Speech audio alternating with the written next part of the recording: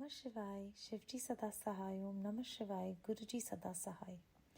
रुद्र संहिता के प्रथम सृष्टि खंड का 10वां अध्याय। श्री हरि को सृष्टि की रक्षा का भार एवं भोग मोक्ष दान का अधिकार थे भगवान शिव का अंतर ध्यान होना। परमेश्वर शिव बोले, उत्तम व्रत का पालन करने वाले हरे विष्णु, अब तुम मेरी दूसरी आज्ञा सुनो। उसका पालन करने से तुम सदा समस्त लोकों में माननीय और पूजनीय बने रहोगे। ब्रह्मा जी के द्वारा रचे गए लोक में जब कोई दुख या संकट उत्पन्न होगा, तब तुम उस संपूर्ण दुखों का नाश करने के लिए सदा तत्पर रहना। तुम्हारे संपूर्ण दुस्सह कार्यों से मैं तुम्हारी सहायता करूंगा। तुम्हारे जो दुर्जय और अत्यंत उत्कृष्ट शत्रु होंगे, उन सबको मैं मार गिराऊंगा।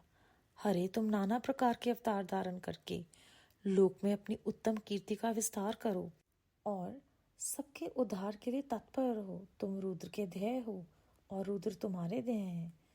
तुम में और रुद्र में कुछ भी अंतर नहीं।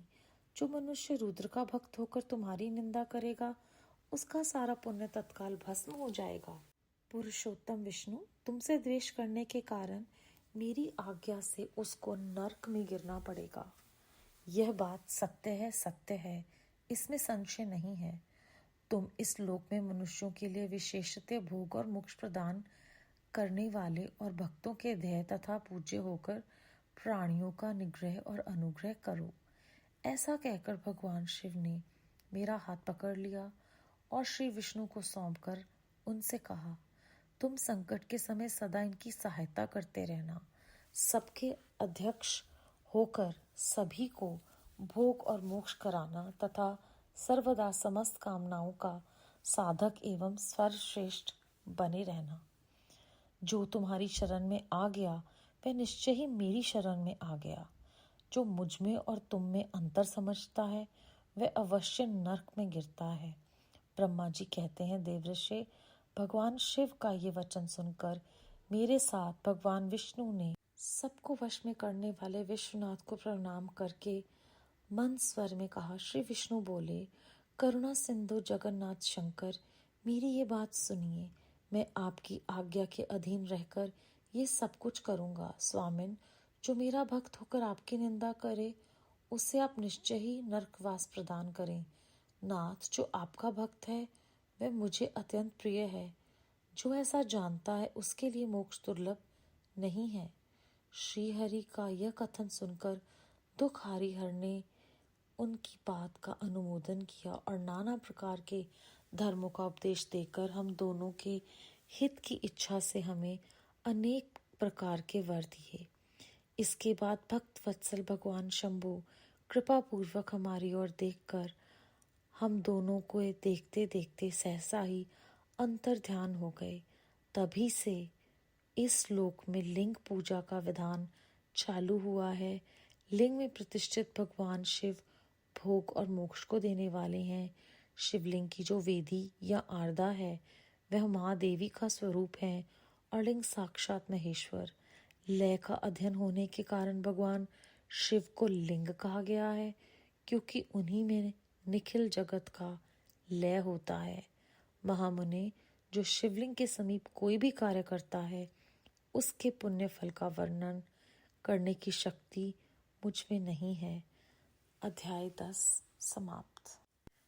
इस अध्याय में परमेश्वर शिव जी कहते हैं कि आपको यहाँ पर सभी दुखों को नाश करना है और हमेशा खुशी देने के लिए तत्पर रहना है। ऐसा कार्य करना है। श्री हरि ने उनको ये ही उपदेश दिया कि आपको सबका उद्धार करने में हमेशा तत्पर रहना है। फिर जो रुद्र का भक्त होकर विष्णु जी की निंदा करेगा या विष्णु जी का भक्त होकर रुद्र की निंदा करेगा, उनका पुण्य जो है वो उसी समय भस्म हो जाएगा और उन्हें नरक में गिरना पड़ेगा। फिर ब्रह्मा जी के हाथ में विष्णु जी का हाथ देकर वो कहते हैं कि आप सदा इनकी सहायता करते रहना। ये बहुत प्रेरणा देती है पंक्ति की। हमें मिलजुल कर काम करना है, एक साथ, एक दूसरे के साथ, क्योंकि अकेले सब कुछ करना संभव नहीं है।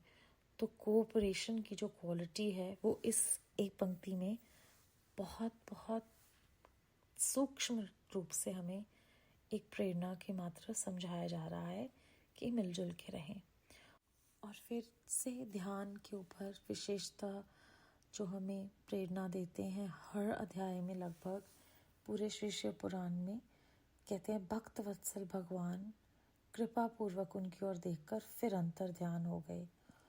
और यहीं से लिंग की पूजा की जो विधि है वो शुरू हुई। लिंग की जो आराधना है, वेदी है, वो महादेवी का रूप है। लिंग साक्षात महेश्वर का रूप है। जो भी इस लिंग के पास कोई भी काम करता है उसे बहुत सारा पुण्य मिलता है, लेकिन उस पुण्य का वर्णन करने के लिए श्री विष्णु जी भी अपने आप को असमर्थ समझते हैं। तो इस अध्याय में फिर से हमें ध्यान, निंदा नहीं करनी, ये बहुत ही महत्वपूर्ण संदेश मिलते हैं। और मिलजुल कर काम करना है, इसकी भी प्रेरणा मिलती है। ओम नमः शिवाय, शिव जी सदा सहाय। ओम नमः शिवाय, गुरु जी सदा सहाय।